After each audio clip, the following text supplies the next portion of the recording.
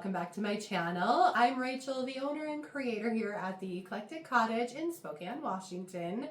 Today is Saturday, and yes, I am finally feeling a little bit better. It's been kind of touch and go the last few days, but I'm almost over this silly cold. I wasn't feeling fantastic, but I did manage to get a few things done for today's video. I think they all turned out great, and I can hardly wait to show them to you. And without further ado, let's get to today's projects. For my first project, I decided to break out a few more of my canning jar lids and go a little bit different direction with these. I am still starting by giving them a few base coats of DIY's Crinoline and then just drying them with my hair dryer in between coats. This really didn't take long since they're small, and I gave each side of these 3 coats of paint.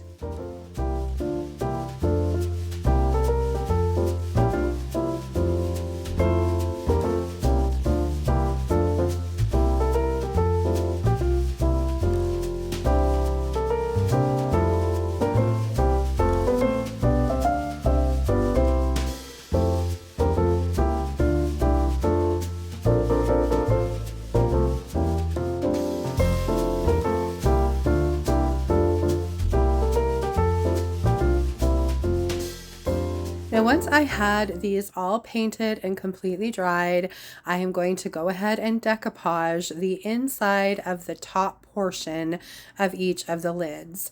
So I picked out this beautiful decoupage paper. This is one of the new ones by Roycycled called Christmas Patterns. And I'm using this black and kind of a beigey cream colored ticking for my lids. So I just put the paper over the lid and then with my fingernails went around and scored it really well so I knew exactly where I needed to cut. And I did that same thing for all 4 lids and cut out my circles. Once I had all of my circles, I went ahead and applied them to the center of the lids using DIY's clear liquid patina. So I just put a coat of that liquid patina into the center of the lid, placed my paper down over it and smoothed it out, and then put another coat of that liquid patina over the top of the paper. I did the same process for all 4 lids again. Next up is adding some transfers to these guys. I have these pieces of Joyful Jingles transfer set left over, and they're pretty small little transfers, and I didn't really know what I wanted to do with them, and that's kind of what sparked the idea for these ornaments. So I cut out some of the smaller images out of the transfer set and just applied one to each one of my lids. And so I just chose where I wanted it, pressed it down, and then I'm using that transfer stick to press them down into my lid while I peel back that piece of vellum.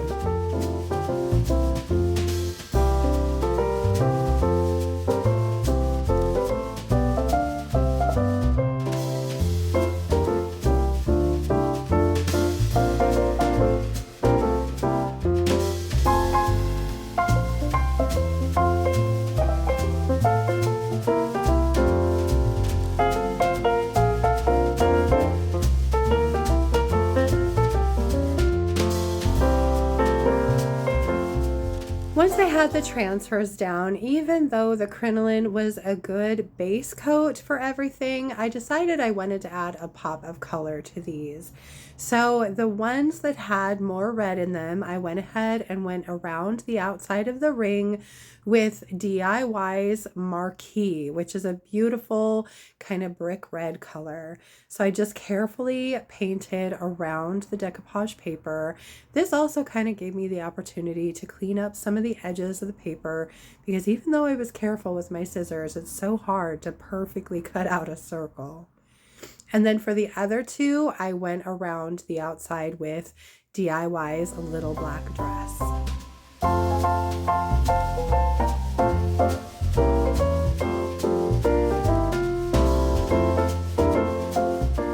Once the fronts of the ornaments were dry, I flipped them over and painted each one on the back with the coordinating color.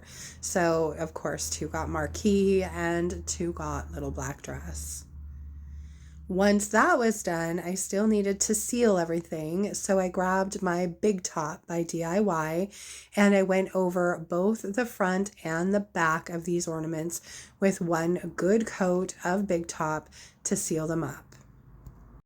I ended up finishing these off a lot like the last canning jar lid ornaments that I made. So I went around each of the images with some gold glitter glue. And once that was dry, I went ahead and used a hammer and a screw to poke a hole in the top of each so that I could add some jute for a hanger. And lastly, I added just a little bit of velvet ribbon to each ornament. I really love how these more colorful ornaments turned out, and I hope you guys like them too.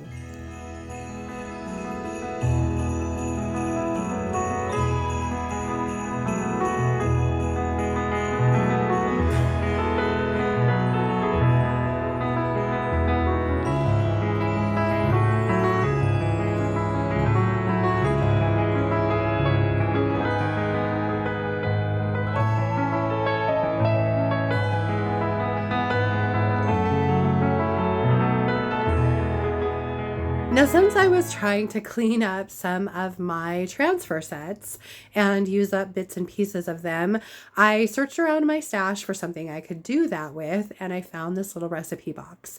So I decided to grab it and paint it up for today's video, and I am painting this little thing with DIY's Faded Burlap, which is one of my favorite neutrals. It's this kind of taupey between brown and beige color. It's a great neutral that goes with just about everything.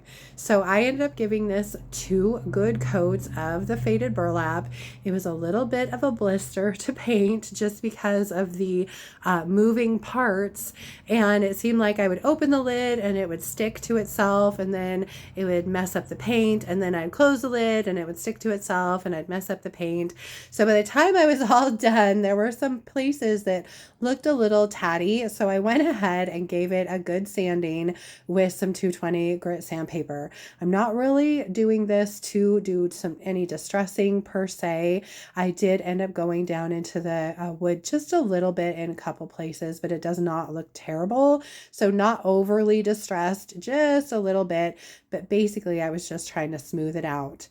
Now, if you do that kind of work before you're going to put your transfers on, you want to make sure that you really, really wash the piece well before you try and attach a transfer.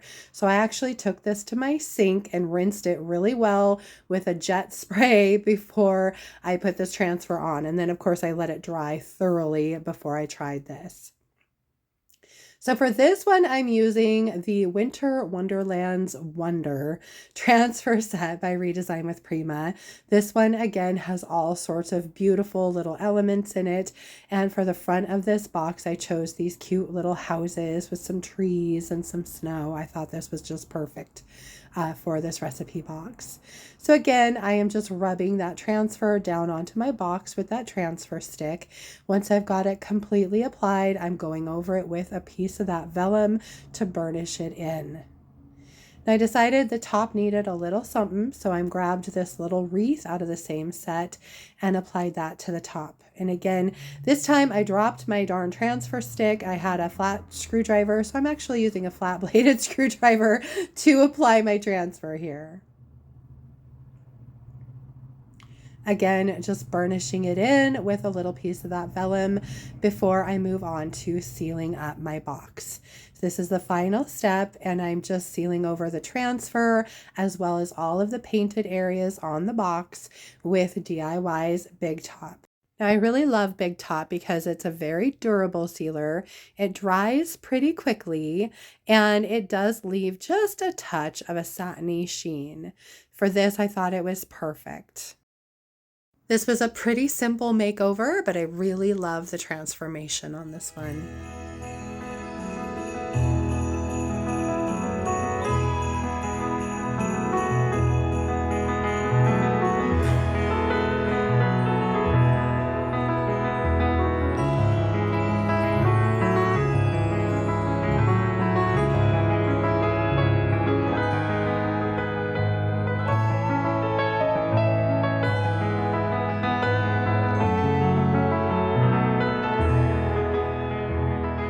My third and final project for today is this frame that I've had in my stash for a while. I don't know the age of this frame, but it is really pretty. I've just never been keen on the reddish brown color that it was. So I am going to be changing that up. I'd already picked some artwork to put in this frame, and I am painting it with DIY's Fancy Farmgirl because I feel like this will be a perfect complement for the art that's going to be going into the frame. So I ended up giving this whole frame 2 good coats of the Fancy Farmgirl, which is this beautiful kind of olivey green. I just really, really like this. I never had used Fancy Farmgirl until probably 6 or 8 months ago, and it has really become my favorite green by DIY.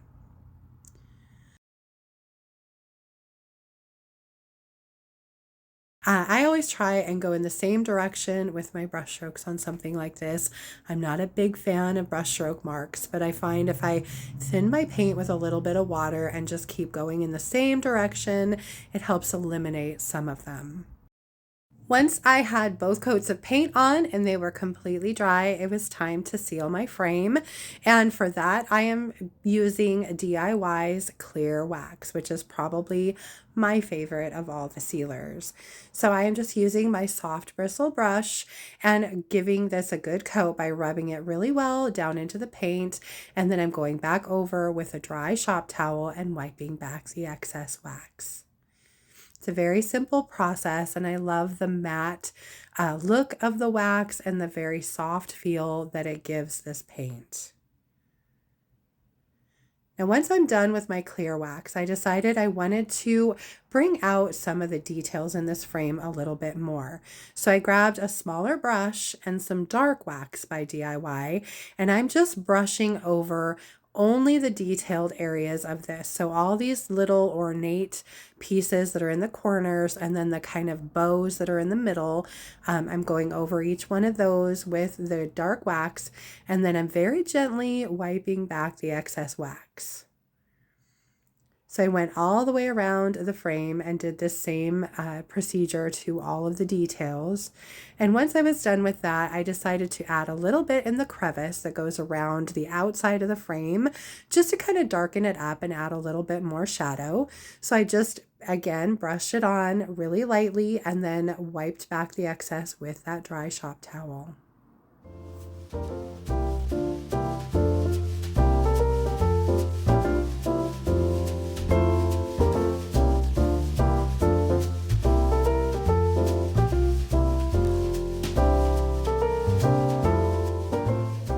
I decided the inside edge needed a little bit of detail as well, so I grabbed an even smaller brush and I just went around inside this little crevice that was on the inside of the frame and added a little bit of dark wax to that as well. Again, just wiping back the excess wax, and anywhere that I had made it a little too dark, I just wiped it back to lighten it up a little.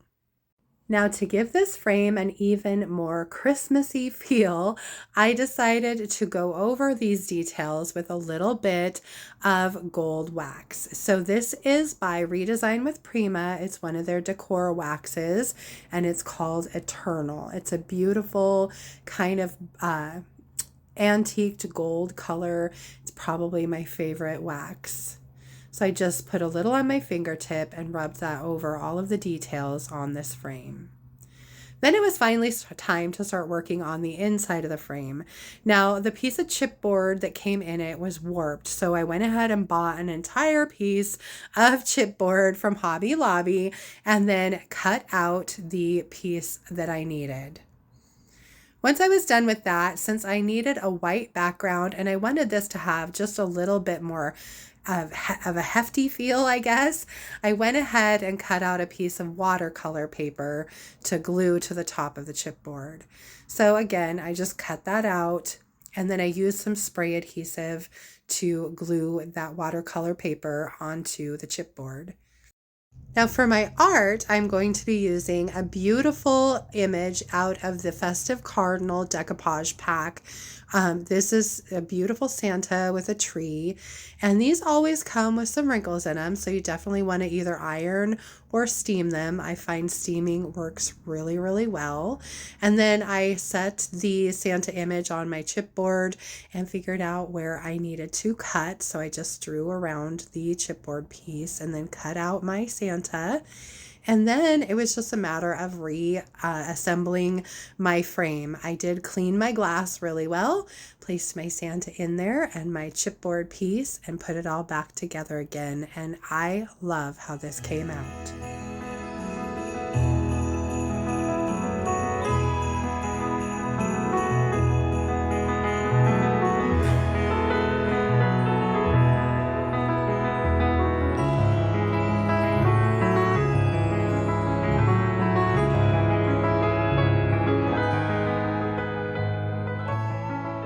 That's it from here for today, you guys. I hope you liked my projects and I hope you enjoyed today's video. If you did, please remember to give it a thumbs up. I so appreciate that. And if you haven't already, I would love it if you would subscribe to my channel and then just hit the little notification bell so you don't miss anything. And then of course, don't forget to drop a comment below and let me know what you thought of today's projects. Just a quick reminder, any of the paint and products you saw me use can be purchased through me at my website, and that's www.theeclecticcottagespokane.com.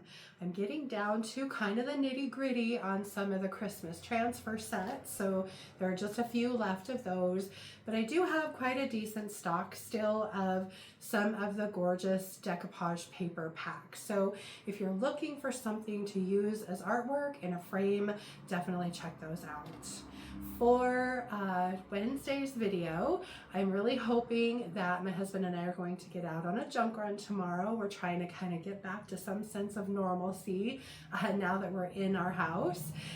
So hopefully I will have a thrift haul for you guys on Wednesday. So stay tuned for that. I hope to see you back here on Wednesday. Until then, I hope you guys have a fantastic rest of your weekend and beginning of the week. And thank you so much for being here, you guys. I very much appreciate it. I'll see you Wednesday. Bye.